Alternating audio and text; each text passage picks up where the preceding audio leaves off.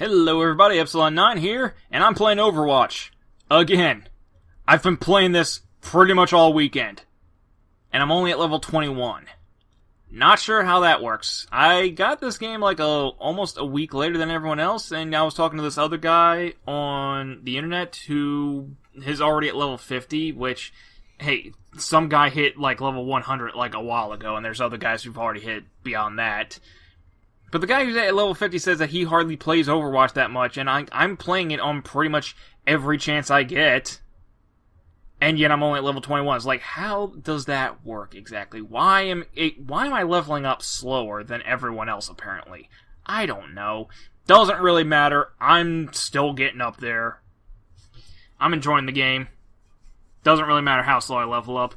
I keep learning various new tips about how to play. Like, for example, the numbers on damage, like, D.Va's Self-Destruct does 1,200 points of damage, which is plenty to kill anyone in the game. Except, you can block it with Reinhardt's Shield, because I know for a fact that that has an HP of 2,000. I've seen that. Also, apparently, you can, if you're playing as Roadhog, you can take, Hanzo's Dragon Corkscrew attack, because, yeah, you just take that, and as soon as you start getting down to low health, you can use your heal function, and then that'll keep you at, like, roughly 150 health, if you're good on it. And, another thing about D.Va's Self-Destruct is that it focuses on line of sight, so you can hide behind even something on the map, like one of the stop signs or something. If you can hide behind that, if you get the stop sign in between you and the self-destructing robot, you'll be fine. It's like, okay, didn't know that. Oh, I did also want to say two things. One is, if you're noticing that there's no game audio, it's because I just kind of want to record this stuff just in case anything interesting happens. I probably have some file somewhere where something did, and I'm totally forgetting about it. But I usually like playing Overwatch while listening to like a podcast or something along those lines on my other monitor. And of course, my capture software is going to pick that up. It's not a big deal, because let's be honest, you're not coming here for the game audio, you're coming here for my audio. And for the posterity for much further down the line, the weekly brawl for the past week has been Sibling Rivalry, where it's, I believe it's either you play as Hanzo or Genji. Yeah, I think those are the only two selected characters. Those, I don't know how the heck that works. Either it's a team of all Hanzos and Genjis versus Hanzos and Genjis, or if it's only a team of Hanzos versus a team of Genjis. Not sure how that works. I'm not hopping on that because, goddamn, if there's two characters who I'm never gonna play as, it's those guys. And let's just throw Lucio on the pot. I'm probably never gonna play as him either. Also, so what was it? Oh yeah, Blizzard actually just came out and explained how they're going to be changing the functions of McCree and D.Va. Yeah, Blizzard says that they're going to be changing the way that Fan the Hammer works, and that, Fan the Hammer will, not be as powerful. He's still killing the squishies and the medium-strength heroes, but he's less effective against the tanks. D.Va's changes sound a little bit more complex, as it, yeah, so they're gonna find a way to, like, make her either do more damage to enemies who aren't at point-blank range, or find a way to, like, increase her survivability, like, up her health, increase the duration of her shields, something along those lines. They're not going to do both. They'll either go for one way or the other. Either make her a little bit more towards the end of a glass cannon, or just have her be, like, bulky, but, like, still little on the weaker side. I'm okay with either of those, personally. Another thing that's been going on with me recently is, let me just say first of all, I'm waiting for the next sale on TeePublic or Redbubble or one of those sites, because not only am I looking to get Overwatch t-shirts, I'm looking to get like one or two more One Punch Man t-shirts, because I already have a couple, but I'm always looking for more. The one I'm looking forward for myself is the one that's just his fist coming right at you, you know, the kind of the shot that you get at the start of the opening theme. And my mom actually kind of wants a shirt for One Punch Man, because she doesn't like the subtitles. She'd prefer to watch anime dubbed. But I forced her to sit down and watch One Punch Man with subtitles, because Lord only knows when Toonami's going to get around to releasing the dub for that, if they actually are doing that. I don't know if they are or not, but yeah, she's sat down and watched it. She really likes it, and because she's a fan of Deadpool, you have that one shirt where it's Saitama and Deadpool doing the Dragon Ball Z fusion dance, and she said that she liked that, so yeah, waiting for the next sale on t-shirts to go up so I can get that for her and a couple shirts for myself. Also, they were going, there was rumors being passed around as to what the Justice League movie was going to be called. Whether it was going to be Justice League United, Justice League Gods Among Us, Justice League Gods Among Men. Turns out it's just going to be called Justice League. The first Justice League movie is just going to be called Justice League. I still don't care. I still don't have high hopes for that movie. A movie I saw over the weekend was Ninja Turtles, Out of the Shadows. I'm upset that Ninja Turtles Mutants in Manhattan wound up getting such a short development time because it had to coincide with the release of the movie. I was looking forward to that game, and now it's probably Platinum's worst game that they've made. Which I'm not blaming Platinum, because much like the situation was with Korra, you only gave them so much time and so much money to work on the game. It's you need time and money to work on a game. You can't just say, hey, work on this for 2 months and then crank it out and expect it to be golden, even if you do get the best in the business at it. So I'm not blaming Platinum for making that game. I still think that they make the best gameplay, and I'm looking forward to pretty much any Platinum game that they make, provided that the publishers give them the time and money that the project is due. And so I'm still looking forward to Nier Automata. Which, hey, I just heard today that, I heard this last week about, yes, Persona 5 is going to get a collector's edition. And I can't remember what the exact release date was that they said for Japan. Because quite frankly, I didn't care. It's okay, are we getting the collector's edition in the West? And I just heard today, yes, the collector's edition is going to be coming out in the West. You can get, if the pre-orders, you can either get the standard edition, or you can get the Steelbook edition if you pre-order it. And it is coming out for $60 on the PS4 and $50 on the PS3. And I think only the PS4 owners can get the Steelbox edition. And they have the Take Your Heart edition, which you get a box, you get the Steelbook case for the game, you get the an art book, you get the soundtrack CD, which the Persona music is amazing.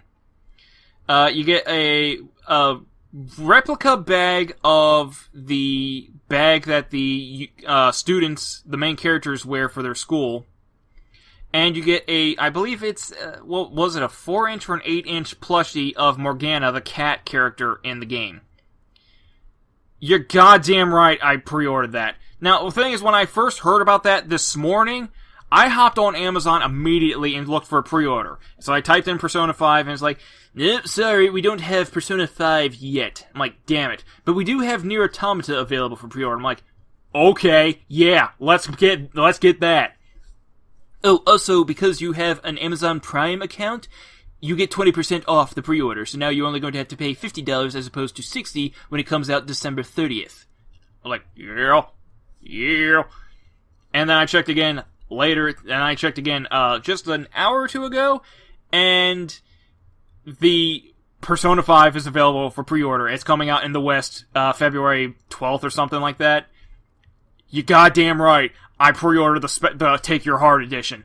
And again, because Amazon is freaking awesome, I got 20% knocked off. So instead of paying $90 for the collector's edition, I'm instead only going to pay $76, and that's including tax. Amazon, I'm totally open for being sponsored. You can pay me to push your stuff. It's going to go right back in your pocket. I'm a smart investment.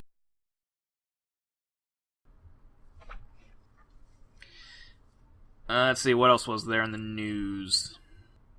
Oh yeah, I did see the second Ninja Turtles movie. That wasn't a great movie. It's a pretty nothing movie. It's like the last movie I got so passionately angry about that I could have gone on for over an hour, and I had, to like a couple of people I know, about all the problems with it. This one, they fix a couple of the problems, even though like some of them are still there, but to a much lesser extent. So now, it's not something I get passionately upset about, it's just a nothing movie. Like, Tyler Perry's in this, and he plays Baxter Stockman, which he does a good job. I'll give him that. They got What's-His-Face to play Casey Jones. Good God, he's such a generic person.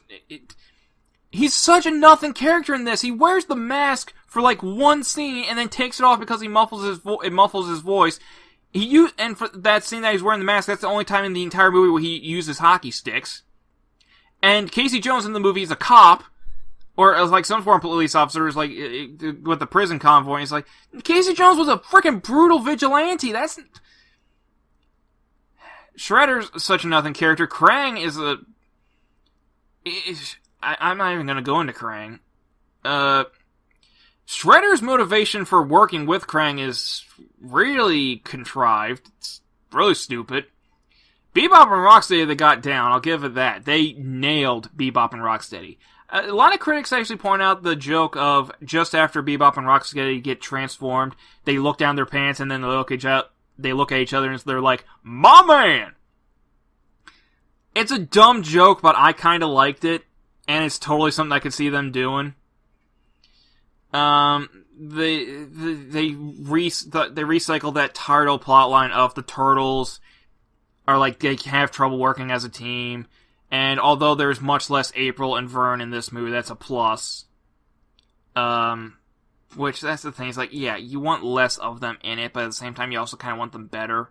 And they didn't make them better, so at the very least, they put them in there less. And April is still overpowered, because in the last movie, she beat Shredder. I don't know how he survived to make it into this one. In this one, she beats Karai. I don't know how. I must have blinked or something. So, yeah, Ninja Turtles Out of the Shadows, not a good movie. Read an article that was titled, Deadpool star wants Taskmaster in Deadpool 2. And immediately as I hopped on that, I was like, ooh, is it Ryan Reynolds who's hoping for it? And then it was Ed Skrein who played Ajax in it. I was like, oh, it's the guy who got killed off and is not going to be in the sequel unless they reshoot some flashbacks with him talking to Dr. Kilbrew. Which I'm kind of hoping they bring Kilbrew into the sequel, because Kilbrew's a really good character. But, look, it's nice that Skrein knows about Taskmaster. It's nice anyone knows about Taskmaster, honestly, but he doesn't really have any say. And would I like to see Taskmaster in there? Absolutely. Taskmaster's a fantastic character in his own right, and the banter and the dynamic between him and Deadpool is amazing. I don't think it's ever going to happen, though, because, yeah, it's like him and Deadpool have butted heads a lot, but Taskmaster is first and foremost an Avengers villain, so I'm pretty sure that the rights to use Taskmaster in the movies is with Marvel Studios, and thus Fox can't use it. And I can't imagine Fox ever making any efforts to get Taskmaster. Allison Road got canceled, which I'm glad I didn't follow the path of Allison Road any further than I did, because otherwise I'd be more upset by this. Are you familiar with PT? PT was good. I liked PT. It looked interesting. I was interested in playing it. Then it got canceled because of Konami being kind of shitty. And then they came out with Allison Road was on Kickstarter, I believe it was. And then they got picked up by a publisher, so they gave all the funders their money back, because they're awesome like that. And then Allison Road got canceled. I don't think they've come out and said why exactly. I don't think they've made the statement by the time I'm recording this. Either way, I don't think it really matters that much. I'll find out later if it does, but at the end of the day, the game's canceled. So it's like, you can't get PT, you can't get Allison Road. Damn. And the thing is, I'm not big into horror games, but it's like, those games looked good. I would really been interested in them. Also, speaking about Konami being shits, a friend of mine sent me he sent me a trailer for a Metal Gear Solid game. And I was watching it, and it was like really, it was like high-res HD of the boss talking to Snake. And I was like, what is this? And then I see, like, the fury and the fear and the end, and it's like, oh man, are they doing like an HD remastered edition of Snake Eater, the best Metal Gear Solid game? And then I see the fucking pachinko machines. Motherfucker, you... For those of you who don't know, pachinko is a Japanese game that's somewhere between a pinball machine and a slot machine. It is hardly a game, actually. It's closer to a slot machine. It resembles pinball anyway. You have a whole bunch of game developers just... You come out with actually good-looking trailers using video game icons, and then it turns out, no, it's for a pachinko machine. You could make really good games, but instead you're making pachinko machines. I checked out the like bar on that video, and it's got like just over 1,000 likes, but over 49,000 dislikes. You can't even see the like bar. I almost missed it, because, yeah, everyone except for Konami realizes this is shit right here. Also, speaking of a huge dislike bar, apparently Call of Duty Infinite Warfare is the most disliked video in YouTube's history, and conversely, Battlefield 1 is the most liked video in YouTube history, more so than the trailer for Star Wars Episode 7: The Force Awakens. Think about that. Also, it was recently announced about the pre-orders. Now, to put this into context, Call of Duty Infinite Warfare was revealed on May 14th, 2016. COD Blops 3 was revealed May 16th, 2015. And they both come out the first week of November of their respective years. So they're both kind of the same in this. Call of Duty Infinite Warfare has only about 30,000 pre-orders. Now, 30,000 may seem like a lot, but let's take a look at Call of Duty Black Ops 3. On the Xbox One, that had over 400,000 pre-orders. If you take all the pre-orders between the Xbone and the PS4 for Infinite Warfare, together they do not add up to even half of the almost 300,000 pre-orders the PS4 edition of COD Blops 3 had last year.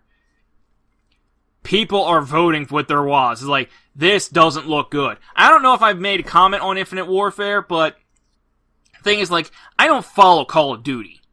So I didn't know about this. And I kept on hearing about how much crap Infinite Warfare was getting. So of course I had to pop on and look at the trailer myself. And I'm watching it and I was like, okay, these graphics don't seem too great, but this doesn't seem like something to like develop all this much hate on. And then a guy gets in like a jet of some sort. And then he goes up in the air. And he keeps going. Motherfucker, are those Star Destroyers? And then they're on a space station. It's like, is this Colonial Marines? And then, like, they're doing, like, outer space combat. I was like, is this Borderlands the pre-sequel? I'm seeing a lot of games. Oh, Jesus Christ. He's flying around like it's goddamn Star Fox, only not as good. I'm seeing a lot of games here, and I'm not seeing anything that's like Call of Duty for the past 2 minutes of this 3-minute trailer. What the actual fudge? I'm getting upset over this, and I don't give a crap about Call of Duty. So, I text my buddy, who, he's more of a casual gamer. He doesn't play anywhere near as many games as I do, but one of the few games he does play is Call of Duty. I think he buys it, like, every year. So, I talked to him, and it's like, okay, dude, Battlefield 1 was announced, and that's getting some, like, a lot of hype. Do you care about Battlefield? He's like, no, I pretty much only play Call of Duty. Okay, here's the trailer. I get a text back from him, he's like, God damn, that dislike bar! Add one to it because I disliked it. And I'm like, yeah, I figured you might. The only other last bit of thing in the news that I can think of offhand is Telltale. They said that their Batman game is going to be coming out this summer, and then the third season of The Walking Dead will premiere this fall. So once again, we're going to have 2 games by Telltale coming out simultaneously. You'll get one month, and then you'll get the other month, and so on and so forth until they wrap up. I can't bring myself to care too much, because The Walking Dead Season 1 by Telltale was amazing. It was such a good thing. It was such a good game. And then they shit the bed with Season 2. Season 2 had so many problems, one of which being that you revealed your formula. You spilled it out all over the floor, and now people are seeing your formula. They see the way... Because in games like this, you don't actually have choice, but the whole trick is to give the illusion of choice. And Season 2 was so poorly done, it completely eliminated the illusion. And so that's why I'm not even hyped for the Batman series by Telltale, because it just, all the games feel the same. Granted, I love Tales from the Borderlands, and if they come out with another one, I'll play the crap out of that. Despite the fact you broke my heart with the shit you did with Jack. I mean, Jack was well written up until the point where he just gets completely unreasonable and wants to wipe your mind for some fucking reason. I mean, yeah, Jack's crazy, but he follows some form of logic. There was no logic in that moment. I'm still upset about that. Also, the only other little bit that I can think of is... One sec. The name totally slipped my mind right now. Gotta check my email real quick. Space Run. Yes, Space Run Galaxy is coming out in like a week or 2. I played the original Space Run that these guys did, and that game was a blast. So of course I hopped on and I pre-ordered that game, and I might be doing a Let's Play to promote that game. Not sure. It all depends on like whether or not I get around to finishing up that other little project I'm gonna be working on this month. Again, I apologize that this month and probably the week or 2 afterwards is going to be a little skint on content. Yeah, I think that should be all for this week. I'll see you guys next time.